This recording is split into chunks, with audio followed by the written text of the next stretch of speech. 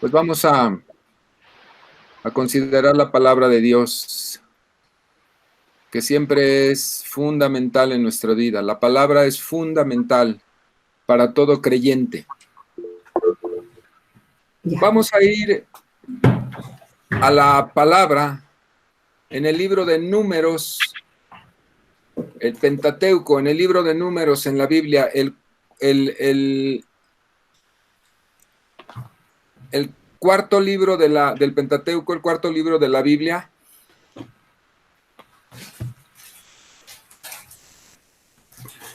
En el capítulo 21, del 4 al 9, vamos a estar leyendo una historia breve. Les espero un momento para que ustedes se ubiquen en Números 21, 4, por favor.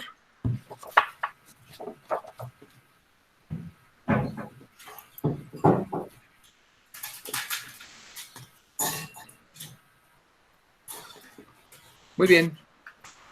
Dice la palabra del Señor: después partieron del monte de Hor, camino del Mar Rojo, para rodear la tierra de Edom. Y se desanimó el pueblo por el camino. Y habló el pueblo contra Dios y contra Moisés. ¿Por qué nos hiciste subir de Egipto para que muramos en este desierto? Pues no hay ni pan ni agua, y nuestra alma tiene fastidio de este pan tan liviano. Y Jehová envió entre el pueblo serpientes ardientes que mordían al pueblo, y murió mucho pueblo de Israel. Entonces el pueblo vino a Moisés y dijo: hemos pecado por haber hablado contra Jehová y contra ti.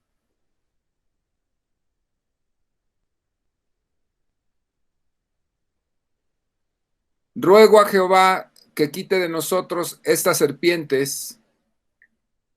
Le dicen: ruega a Jehová que quite de nosotros estas serpientes. Y Moisés oró por el pueblo. Y Jehová dijo a Moisés: hazte una serpiente ardiente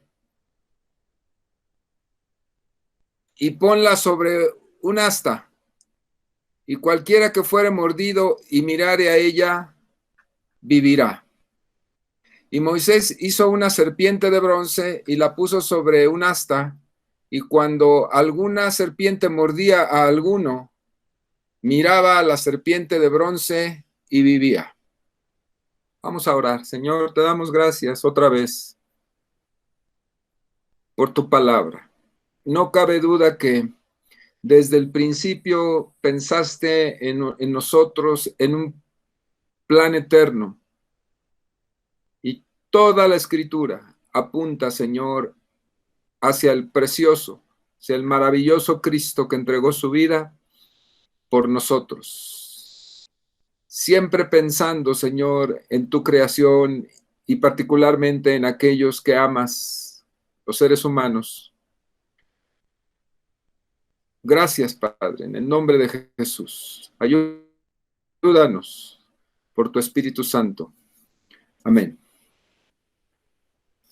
Vamos a hacer una segunda lectura en relación a este acontecimiento de que fue elaborada en metal una serpiente de bronce, de cobre o bronce. Y esta serpiente, que fue puesta en un asta, como lo acabamos de leer ahí en el libro de Números, tuvo un destino. Y vamos a ver qué fue lo que sucedió.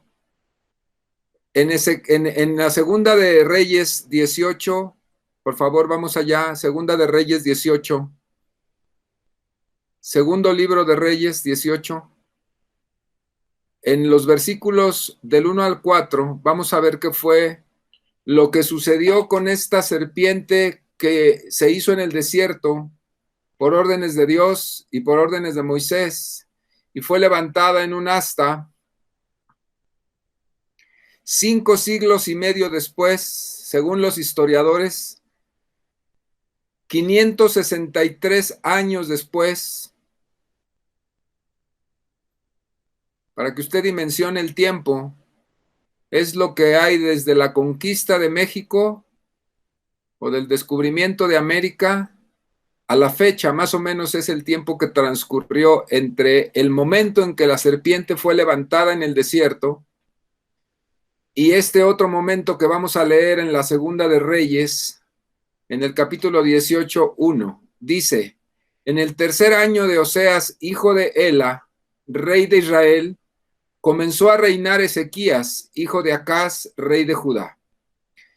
Y cuando comenzó a reinar era de 25 años y reinó en Jerusalén 29 años.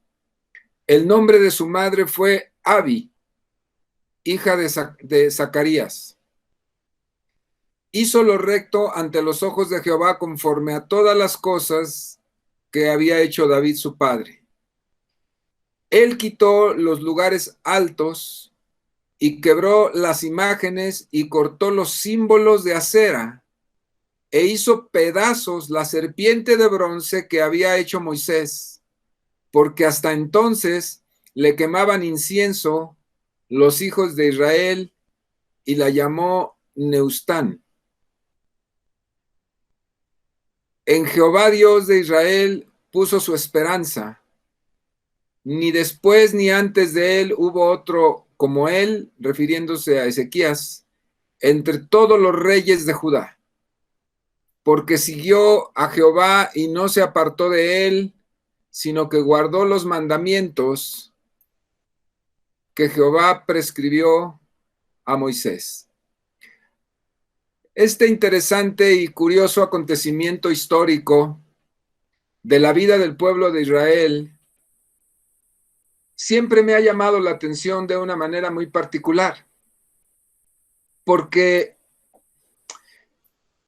cuando fue hecha esta figura de metal por órdenes de Dios y ejecutada por Moisés, la serpiente de bronce,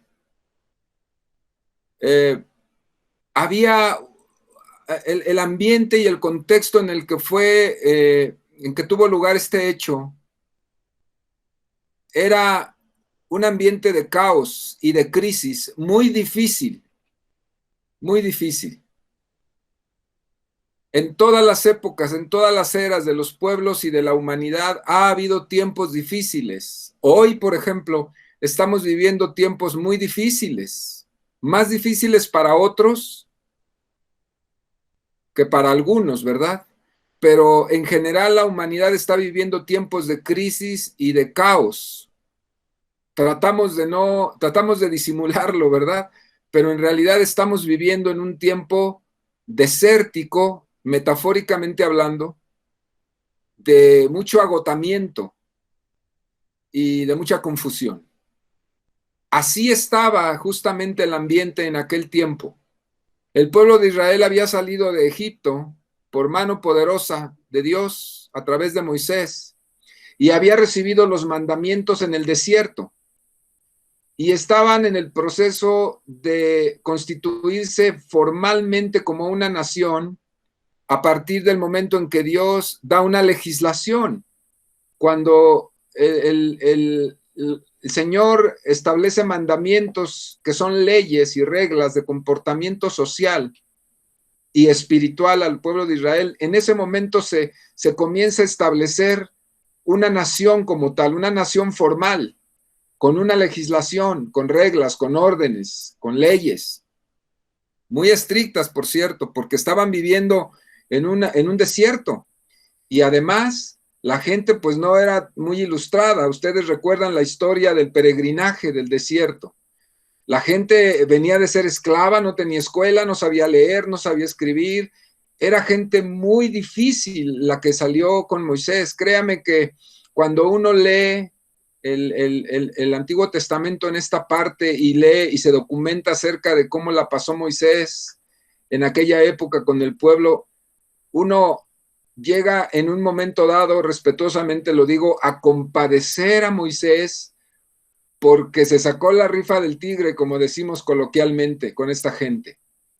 Una gente que era intransigente, intolerante, no era gente ilustrada, no, era gente muy rupestre, ¿verdad? Muy primitiva realmente esta gente, de criterios muy obtusos, muy difícil, paquete difícil, difícil, difícil para Moisés. Y esta gente, como es natural y se comprende, después de ya algunas semanas y meses de peregrinar por el desierto, y además de eso, de que comenzaron a enfrentar luchas y guerras en el entorno, en el mismo peregrinaje, pues la cosa se puso muy, muy difícil para el ánimo del pueblo. Quiero que usted entre en el contexto conmigo un momento. Imagínese usted que viene caminando en el desierto con toda su gente, con toda su población, no hay agua, no hay pan suficiente, ¿verdad? O no hay la comida que comemos nosotros, no hay hospitales, no hay baños, no hay sanitarios, muchos días sin bañarse, ¿verdad? Un calor tremendo, ¿verdad? Que aunque los cubría la nube, pues no dejaba de hacer calor. Y todas las circunstancias que usted puede imaginarse en el entorno y el ambiente que estaban viviendo estas personas. Y si a eso usted le agrega que era gente resentida porque fueron maltratados por cuatro siglos, gente muy, muy resentida, ¿verdad? Váyale añadiendo estas variables al ánimo de la gente. Después de enfrentar una batalla que Dios les dio la victoria ahí en el contexto inmediato a lo que hemos leído, dice que siguieron caminando, dice el texto que acabamos de leer, siguieron caminando, pero ese hartazgo y ese cansancio que entendemos muy natural, ¿verdad? Ahí dice después, versículo 4 de la lectura que hicimos, partieron del monte de Or, camino del Mar Rojo, para rodear la tierra de Edom, porque habían tenido una guerra ahí y los edomitas eran amigos de aquel pueblo que habían vencido. Y se desanimó el pueblo por el camino. ¿Por qué se desanimó el pueblo? Pues porque estaban en crisis, porque estaban viviendo tiempos difíciles, porque tenían carencia de muchas cosas, porque estaban aburridos. La verdad es que había muchas razones justificables, ciertamente, para estar desanimados, como hoy. Quizá no tanto, ¿verdad? Pero hoy hay, si usted le busca, si usted le rasca, perdón la expresión, hay muchas razones para poder estar desanimados, para poder estar desalentados. Ayer oía en la reunión de varones que hicimos, que fue un maravilloso momento. Gracias, varones, por haber estado en esa reunión, bien precioso. Pero escuchaba que algunos de nuestros hermanos decían, pues para mí no ha sido tiempo difícil, todo lo contrario, ha unido a mi familia, hemos estado en casa, ha sido maravilloso, que hemos recuperado muchas cosas que ya habíamos perdido y otras hemos ganado que no teníamos. Y ha sido, y fue muy bonito oír esos testimonios de algunos, pero para otros la historia no fue así. Para otros la historia ha sido muy cruda, muy difícil, muy caótica. Somos muy conscientes de eso. Hay gente que se ha deprimido y ha caído en ansiedad, otras se han enfermado, otros se han contagiado. Es decir, estamos viviendo un tiempo desértico, con muchos conflictos, con muchos temores, con muchas cosas en perspectiva que todavía no podemos evaluar lo que pueda venir como consecuencia de esta pandemia. El caso es que en esta nuestra historia, el pueblo estaba totalmente cansado y harto del camino. Y le dijeron a Moisés, más bien dice, y el pueblo habló en contra de Dios y en contra de Moisés, dice el versículo 5. Quiero pararme aquí un momentito en esta reflexión porque Dios había hecho evidente su poder y su gloria, sacando a este pueblo de la esclavitud. Y había trastornado la naturaleza. Y había hecho prodigios y maravillas para darles una independencia, para darles una identidad, para darles algo muy importante, dignidad como pueblo. Y no apreciaron lo que Dios había hecho por ellos porque veían las circunstancias cotidianas. Una de las grandes páginas de la historia universal es la Revolución Cubana. La Revolución Cubana que entraña en el fondo de todo el proceso revolucionario independentista de Cuba es vivir en la dignidad de un pueblo. Los pueblos de América Latina en su mayoría hemos vivido subyugados al imperialismo norteamericano y condicionados a la voluntad en muchas formas de los Estados Unidos. Y en muchas ocasiones debido a eso hemos perdido dignidad como pueblos, teniendo que hacer y comportarnos como ellos dicen que tenemos que hacerlo. Cuba decidió en su momento no hacerlo y aunque ha sido gravísimo el proceso y la situación que Cuba ha vivido, algo sí tiene dignidad como pueblo. No tiene muchas cosas y la pasan súper mal, pero como pueblo no han vivido bajo la subyugación y las órdenes del imperialismo capitalista. Dios quería que el pueblo de Israel tuviera una independencia, que no fuera esclavo ni viviera subyugado a la voluntad de un imperio, como lo era Egipto, y les dio entonces esa dignidad. Pero lo perdían de vista constantemente. No estaban muriéndose de hambre, tenían maná. Tampoco estaban muriendo de sed. Cuando se necesitaba, Dios proveía del agua necesaria. Pero ellos perdían el foco, perdían el foco. Ellos querían vivir placenteramente y recordaban las viandas, las carnes, las buenas camas, relativamente porque eran esclavos, y preferían seguir viviendo en una condición de indignidad y de esclavitud, olvidando lo que Dios les había dado con mano poderosa.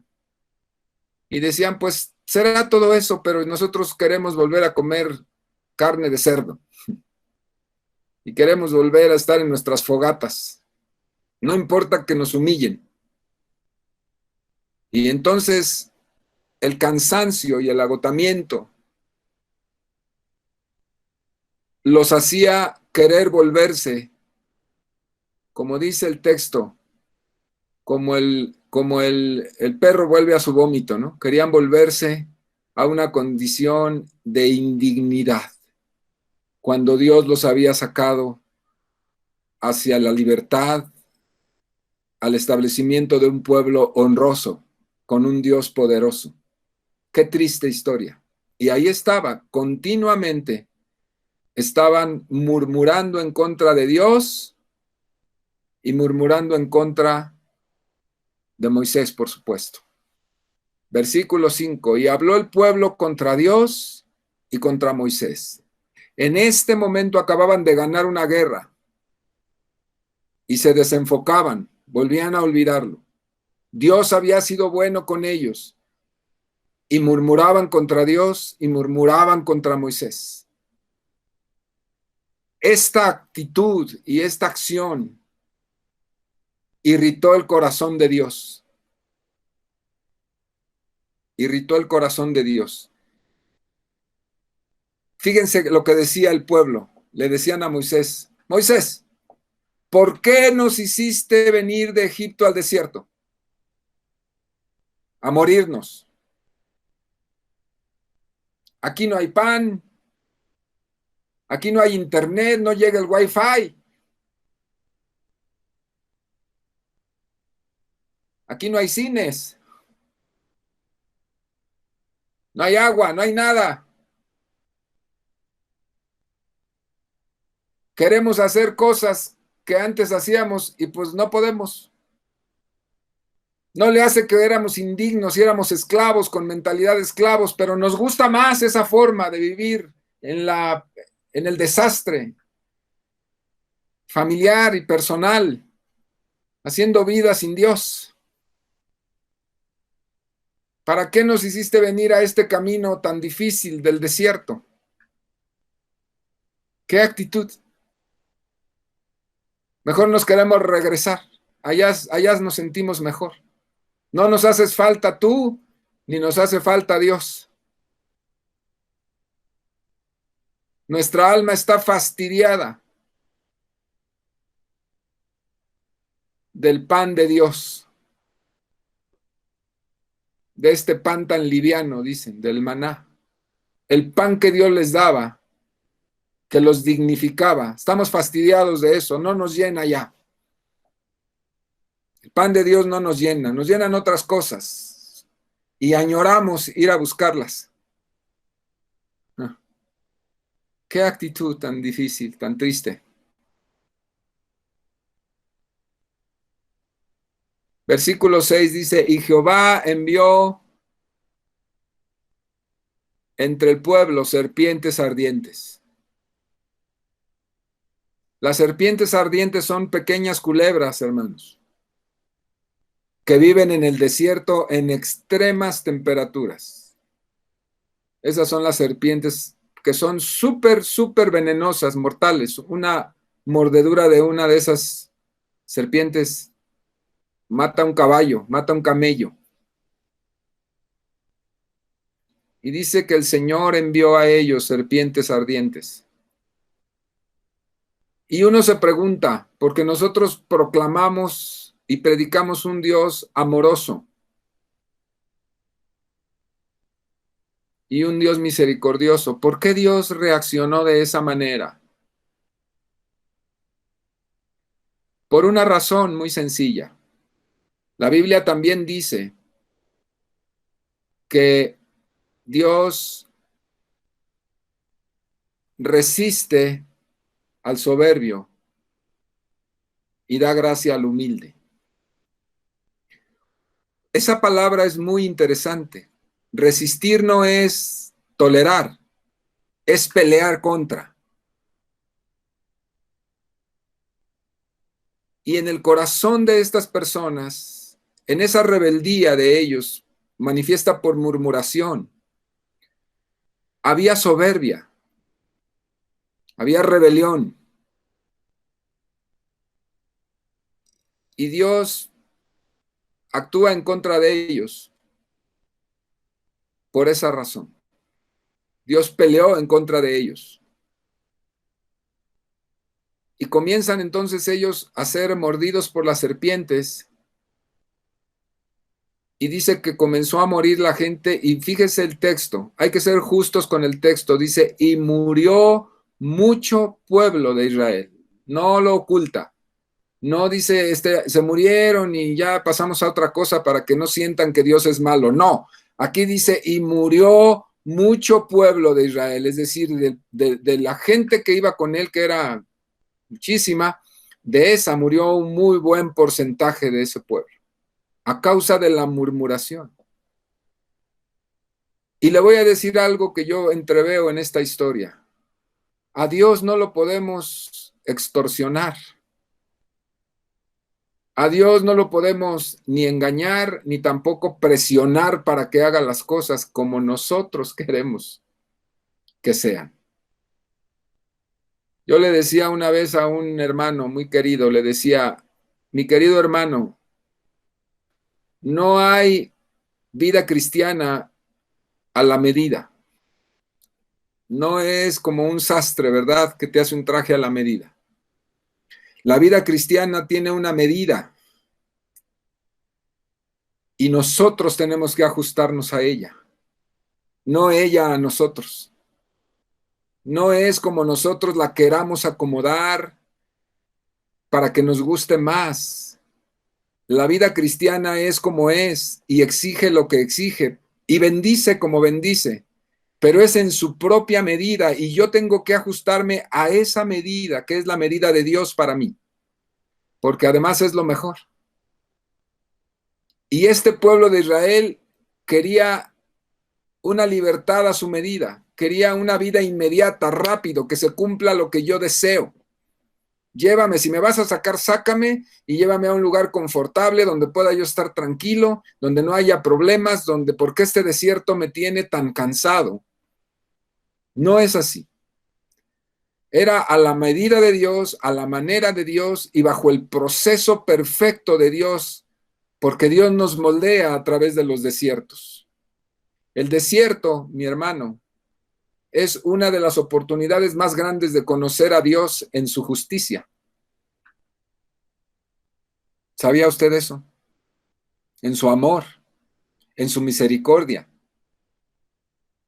Los desiertos que cruzamos, los desiertos de nuestra vida, a veces nos parecen tan mal, qué mal la estoy pasando, no tengo trabajo, no tengo vida familiar armónica, la gente habla de mí, no me ven bien, no me siento bien, estoy enfermo. Lo que usted pueda estar padeciendo, lo que yo pueda estar padeciendo, son desiertos de nuestra vida y Dios aprovecha esos momentos. No que Dios nos esté lastimando, ¿verdad? Y que nos esté cansando, sino que cuando vienen estos desiertos, Dios aprovecha esos tiempos de alguna manera, como Él es sabio, para que nosotros comprendamos cosas que de otra manera no podríamos comprender en otras circunstancias. Decía uno de nuestros grandes profesores, el desierto es la oportunidad de Dios para formarte. Es la universidad de Dios que te educa. ¿A quién le gusta el desierto? A nadie. A mí no. Pero los hemos cruzado y cuando los cruzamos, entonces aprovechamos la oportunidad para ser formados, crecer y madurar en Dios. Dios tiene sus propias medidas. No es como nosotros queremos. La medida es la de Dios y yo me ajusto a eso. Y estos cuates no querían sujetarse. Habían olvidado por completo que había un propósito de estar en el desierto, de caminar con dificultad en el calor. Habían olvidado eso. Habían olvidado que más allá había una tierra prometida donde se habían de establecer. Lo habían olvidado, pero sobre todo habían olvidado que Dios los había hecho libres y dignos y querían volverse otra vez.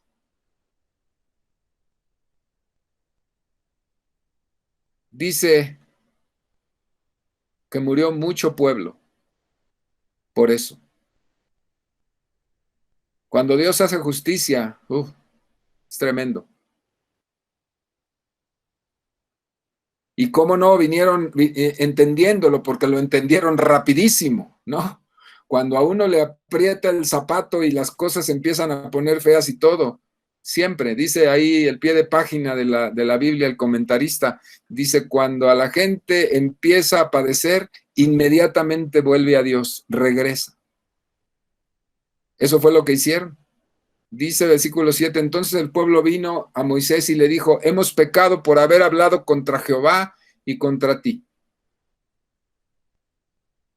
Ruégale, por favor, que quite de nosotros estas serpientes, porque ya no aguantamos. Usted lo haría, yo lo haría. Si estuviéramos en esa condición, seguro que lo haríamos. Sabemos de dónde viene el problema y cuál es la causa. Lo rectificaríamos. No somos mejores que ellos, probablemente. Seguramente que regresaríamos muy rápido a pedirle perdón a Dios, ¿cierto? Eso fue lo que pasó. Y dice que Dios le dijo a Moisés, hazte una serpiente ardiente y ponla sobre un asta, y cualquiera que fuere mordido y la mirare, vivirá. Me gusta mucho esto porque cuando uno lo lee así, uno dice, pues, ¿qué locura es esa, no? ¿Qué capricho es ese? No es ningún capricho. Era un tipo perfecto y un símbolo de lo que había de venir en el Mesías, en el Salvador, en Cristo. Dice que Moisés elaboró, o sus artesanos elaboraron la serpiente, la pusieron en el asta y la levantaron. Y dice que la puso sobre el asta y cuando una serpiente mordía a alguno, este miraba a la serpiente y no moría. Historia muy interesante. Vamos a ver qué pasó con esta serpiente de bronce, que vino a ser el remedio en ese momento. Dice aquí, en la historia de 5 siglos y medio después, decía yo, la historia de Ezequías, rey de Judá, que esa serpiente había sido objeto de adoración. La habían guardado de generación en generación, seguramente los levitas, alguien la había guardado, y había sido tal el alejamiento para el tiempo de Ezequías del pueblo de Dios, se había alejado de Dios, y habían adoptado muchas de las costumbres que tenían los pueblos paganos, como pasa ahora, mi hermano. El paganismo se mete en la iglesia y se adopta y se dice, pues esto es lo bonito y eso es lo moderno y eso es lo bueno y lo aceptamos sin chistar. Así, se metieron las costumbres al pueblo y entonces el pueblo comenzó a adorar objetos igual que los paganos, comenzó a darles honra a dioses que no eran dioses y los adoró, olvidándose de su Dios. Y esta serpiente metálica de bronce, que estaba ahí en lugar seguramente muy especial, comenzó a ser adornada, adornadita ahí, y comenzó a ser objeto de oración, de adoración del pueblo, porque había adoptado este pueblo una forma de adoración a los objetos, a los metales, a los palos, a las maderas, a las pinturas. Y ya hasta la serpiente de bronce fue adorada. Por eso Ezequías destruye todos los ídolos y entre ellos la serpiente de bronce que estaba en un lugar, en un altar, ahí entre ellos, porque Ezequías era un hombre entendido en Dios, temeroso de Dios, hizo cosas tremendas, erradicó muchas cosas, no por completo, pero muchas cosas de las costumbres paganas que el pueblo de Israel había adquirido y regresa, por lo menos en lo que concierne a él, su familia y el reino, en dirección de Dios. El corazón de Ezequías fue halagado. En la escritura dice que no había ni antes ni después de él un rey como Ezequías, exceptuando a David, ¿verdad? ¿Cómo habrá estado la cosa que muy poquitos de todos los reyes fueron aprobados por Dios? Pero este evento fue muy importante. Destruyó algo que en su momento fue un objeto de bien, de adoración, de sanación, un objeto de bienestar para el pueblo, y como el hombre siempre hace, ¿verdad? Lo pervierte, lo tuerce y lo hace motivo de adoración aberrante delante de los ojos de Dios. Esa es la historia de la serpiente de bronce. Y reflexionando en todo esto, aquí voy a pasarles una pequeña pintura.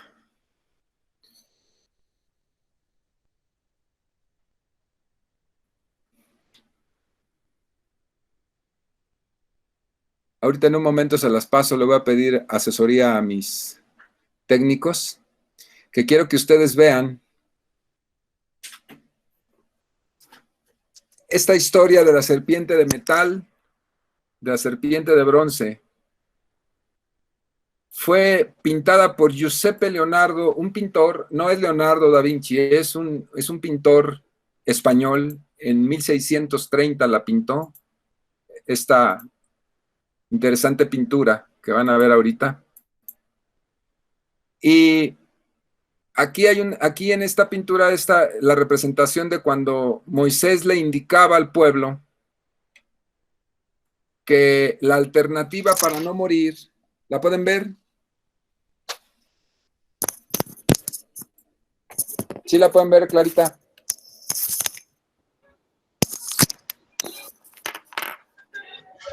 Sí, ya me dijeron que sí se ve.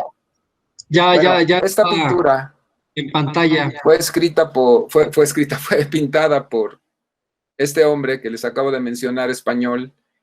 Está en uno de los museos más importantes de Madrid, España. Y aquí vemos en esta ilustración cómo están ahí los hombres retorciéndose por haber sido inoculados del veneno de las serpientes, ¿sí? Y Moisés está señalando la posibilidad y la alternativa que tenían ellos para salvarse y no morir de la agresión de estas serpientes. Es una pintura interesante. Algunos historiadores quizá le han aumentado, ¿verdad?, a la historia, porque no lo dice la Biblia, pero es de entenderse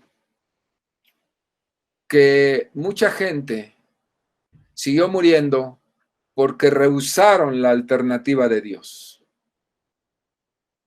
Dios pone la alternativa, pone la forma de no morir por el veneno, a causa del veneno, y la gente, algunos vinieron, miraron la serpiente de bronce y no murieron. La pasaron súper mal, pero no murieron.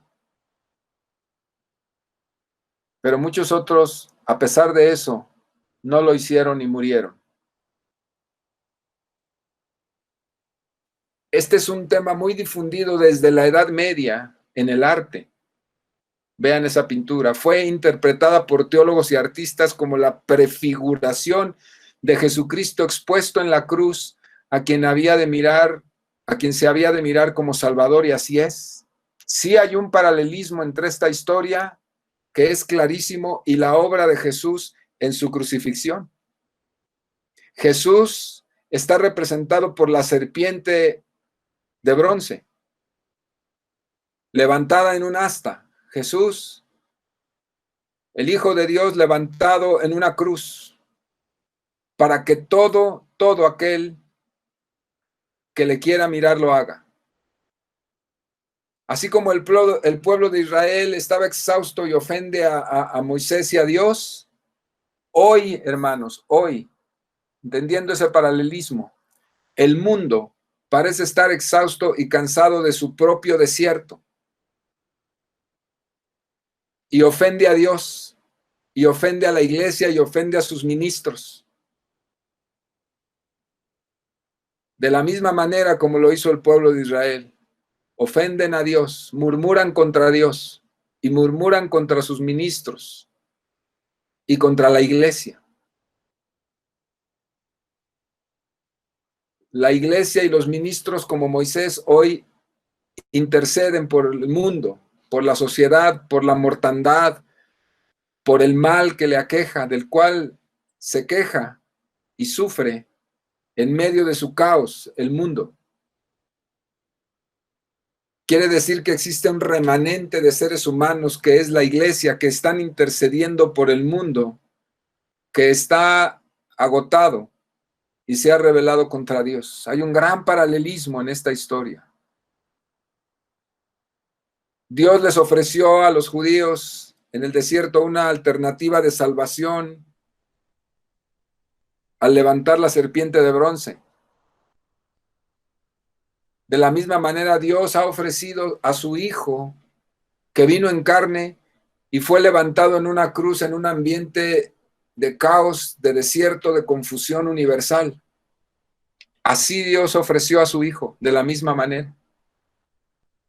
Y es tan cierto este paralelismo, y que existe un tipo entre esta historia y Jesucristo y su muerte, que el mismo Jesús en Juan 3:14 lo menciona en un diálogo interesantísimo que tiene con Nicodemo. Y justamente este tema es el contexto de aquel versículo que todos conocemos, que es muy, muy famosísimo entre nosotros. Juan 3:16. ¿Se acuerda de ese versículo? Es justamente este versículo pronunciado por Jesús, dicho a Nicodemo, fariseo principal de los judíos, en una plática donde ellos están conversando ahí algunos asuntos importantes. Jesús le está diciendo y enseñando al maestro, al rabino. Jesús enseñándole al rabino. Y entre otras cosas, le dice Jesús de esta manera, le dice: y como Moisés levantó la serpiente en el desierto, así es necesario que el Hijo del Hombre sea levantado. Fíjese nada más, ahí está. De la manera que Moisés levantó la serpiente en el desierto, será necesario que yo, hablando Jesús, sea levantado también en una cruz para salvación. Como los que lo miraban, los que miraban aquella serpiente de bronce, no morían, aquellos que estaban envenenados, aquellos que habían sido mordidos por la serpiente y en su sangre estaba circulando las toxinas de la muerte en su cuerpo y que todo era cuestión de tiempo para morir. Pero al mirar, al solo mirar, al acceder a mirar la serpiente, ellos eran sanados y no morían. De la misma manera, interesantísimo, aquellos que han sido mordidos por la catástrofe del pecado y que el pecado está circulando en su mente, en su alma, en su sangre, por eso manifiestan obras de pecado, como lo fuimos todos nosotros, la mayoría. El pecado circulaba desde nuestros pies al cerebro y en toda nuestra carne y todo nuestro espíritu. Así era. Y alguien nos dijo que había una serpiente ardiente en medio del desierto, en medio del caos. La serpiente ardiente era Cristo en la cruz del Calvario, muriendo por la humanidad, y lo único que pedía era que le mirásemos. Que le mirásemos. Que le mirásemos con ojos de fe. Y los que logramos mirarlo un día por la gracia de Dios, con fe, fue suficiente para no morir a causa de nuestro pecado que había envenenado nuestro cuerpo, nuestra vida y nuestra existencia. Por eso le dice, como Moisés levantó la serpiente en el desierto, así es necesario. No hay otra manera, no hay alternativa para ser salvo. Es necesario que el Hijo del Hombre, que Jesucristo sea levantado. Versículo 15 de Juan 3, para que todo aquel que en él cree no se pierda, mas tenga vida eterna. Ahí está. Ahí está la enseñanza en esta mañana. Muy importante, mis amados, muy importante. Jesucristo fue levantado en medio de tu desierto.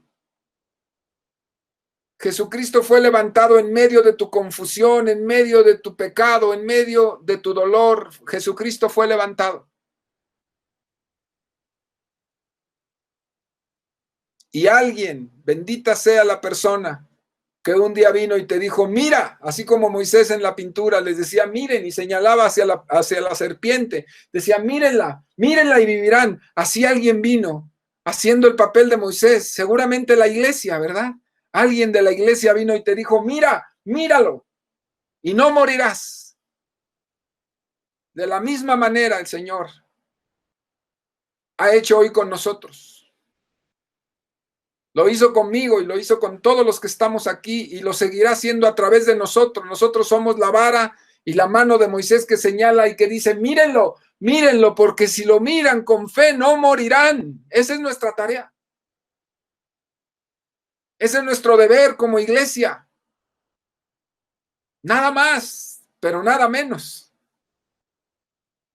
Moisés representado por la iglesia o la iglesia representada por Moisés en ese cuadro, diciéndole a la gente, mírenlo a él y mírenlo con fe, y el veneno que está circulando en su ser no los matará, sino que vendrán a vida eterna. Enseguida dice el texto, porque de tal manera Dios amó al mundo, ya se lo sabe usted. Ese es el contexto de este versículo hermosísimo. Porque de tal manera amó Dios al mundo, que ha dado a su Hijo unigénito. ¡Qué barbaridad! Es la misma historia. El mundo rebelado contra Dios, murmurando de Dios, olvidándose de Dios, blasfemando de Dios. Y Dios amándolo. Y les pone la alternativa, la serpiente de bronce. Y les pone la alternativa, su Hijo amado, levantado en medio del desierto en una cruz. ¿Quién entiende ese amor? Yo no. No sé si usted.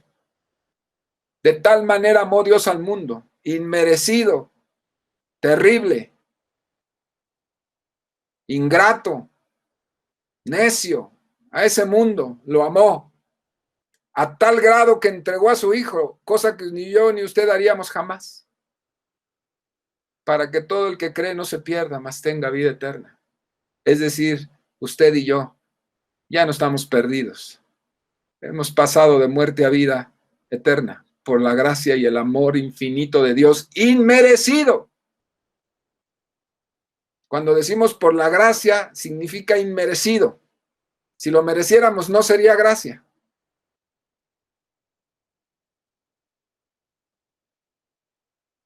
Porque no envió Dios a su Hijo al mundo para condenarlo, sino para que el mundo sea salvo por él. Los envenenados por mordedura libraban una batalla contra la muerte y con solo mirar la serpiente de bronce vivían. Tremendo. Así los hombres envenenados por el pecado son convidados a mirar con los ojos de la fe al Cristo crucificado y levantado, el cual es suficiente para dar salvación eterna, todavía, y por mucho más tiempo. El versículo 18, fíjese, dice, el que en él cree, hablando Cristo de él mismo, dice, el que en mí cree, para decirlo de una manera más entendible, no es condenado. Pero el que no cree ya ha sido condenado porque no ha creído en el nombre del unigénito Hijo de Dios. Y esta es la condenación. Jesucristo le explica, le está dando una cátedra a Nicodemo. Todo esto se lo está diciendo a Nicodemo, ahí en el capítulo 3 de Juan. Le dice, y Nicodemo, para que te quede claro, la condenación de la que estoy hablando es esta, que la luz vino al mundo, es decir, yo, dice Jesús. Y los hombres amaron más las tinieblas que la luz, porque sus obras eran malas. Jesús se les presentó cuando usted le habló a alguien. Y dijeron, yo no necesito eso. Oye, pero es la luz del mundo para alumbrar tu oscuridad. Y le dijeron, no, yo tengo suficiente con mi intelectualidad, con mi religión, con mi dinero, con mis recursos. Yo tengo suficientes recursos y no necesito a ese Jesús. Yo vivo muy bien. No le hago daño a nadie. Dice, porque sus obras eran malas y amaron más su oscuridad que la luz que fue presentada ante ellos. Esa es la condenación. No nos va a condenar, no los va a condenar a ellos Dios porque hayan hecho muchas cosas malas. Qué interesante. No es por el número de cosas malas que hicieron, es porque rechazaron a Cristo. Muy importante, entienda eso, mi hermano. Por eso las obras ni entre ellos ni entre nosotros hacen la diferencia.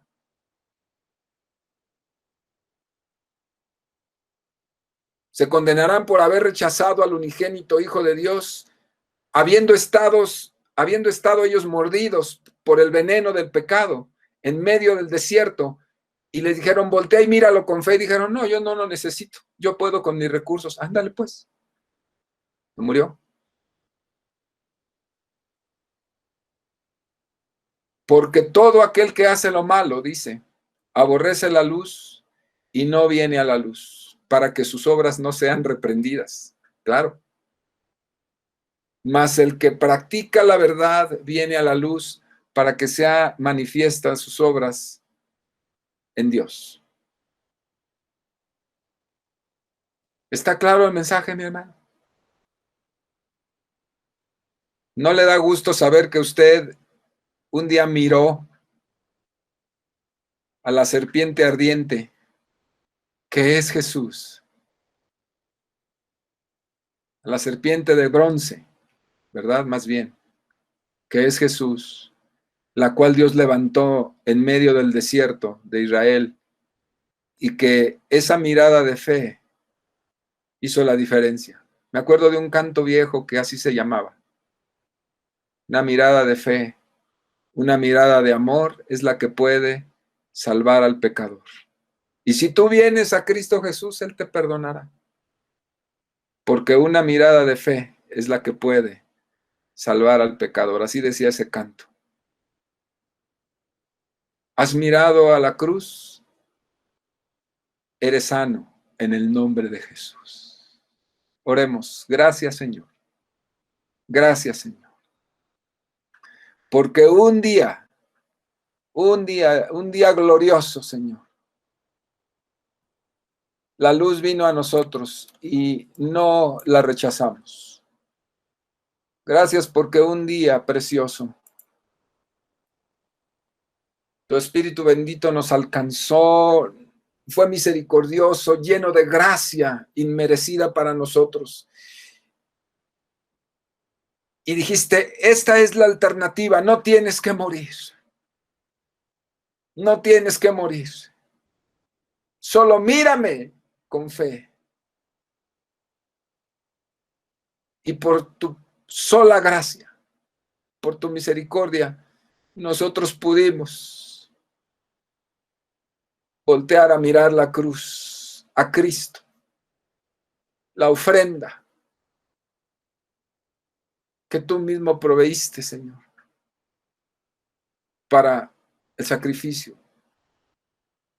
Y hoy nosotros gozamos de una maravillosa vida, maravillosa, la cual no está supeditada a los problemas o la ausencia de ellos en ningún sentido. No estamos hablando de eso, estamos hablando de lo que hay dentro de nosotros. Eso no se extingue nunca. No dependemos de las circunstancias. Estamos llenos de gozo, no somos mentirosos, ni fingimos, ni actuamos. Si hay que llorar, lloramos. Si hay que lamentarse, lamentamos. Si hay que confesar pecados, se confiesan. Somos transparentes en ti. A veces tenemos momentos difíciles en nuestra vida y los confesamos y no nos avergonzamos de eso.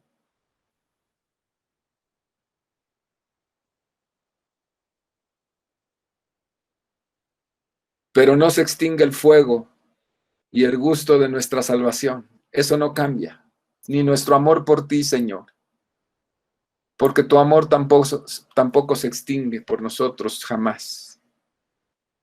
Te damos muchas gracias. Somos muy, muy bendecidos. El mundo diría que somos muy afortunados. Sí lo somos. Gracias, Señor. Muchas, muchas gracias por todo el bien que nos has hecho por tu Hijo Jesucristo. Amén. Amén.